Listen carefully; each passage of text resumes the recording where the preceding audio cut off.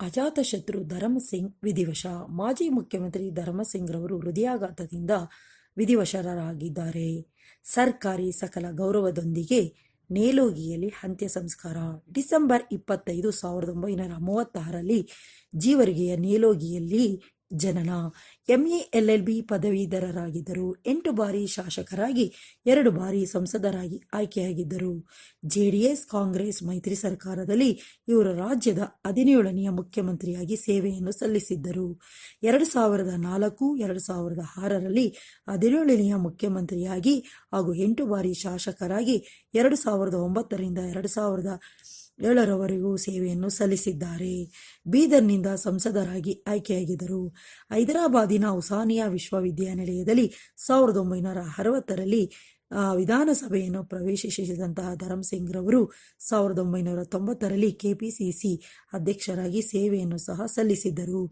ಗೃಹ ಖಾತೆ, ಅಬಕಾರಿ ಖಾತೆ, ಸಮಾಜ ಕಲ್ಯಾಣ, ನಗರಾಭಿವೃದ್ಧಿ ಸಚಿವರಾಗಿಯೂ ಸಹ ಧರಮ್ ಸಿಂಗ್ ರವರು ದೇಶಕ್ಕೆ ಸೇವೆಯನ್ನು ಸಲ್ಲಿಸಿದ್ದರು. ಹಾಗೂ ಕಲಬುರಗಿಯಲ್ಲಿ ಇವರು 2ನೆಯ ಮುಖ್ಯಮಂತ್ರಿಯಾಗಿ ಸೇವೆಯನ್ನು ಸಲ್ಲಿಸಿದ್ದಾರೆ. ಸತತವಾಗಿ 7 ಬಾರಿ ಶಾಸಕರಾಗಿದ್ದರು.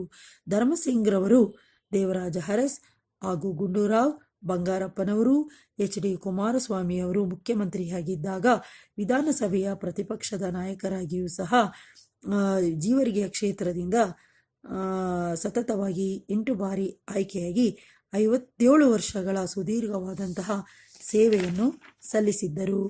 SM ಕೃಷ್ಣರವರ ಸರ್ಕಾರದಲ್ಲಿ ಲೋಕೋಪಯೋಗಿ ಖಾತೆಯ ನಿರ್ವಹಣೆ, ಗೃಹ ಖಾತೆ, ಅಬಕಾರಿ ಖಾತೆಯ ನಿರ್ವಹಣೆಯಲ್ಲಿ ಸೇವೆಯನ್ನು ಸಲ್ಲಿಸಿದ್ದರು.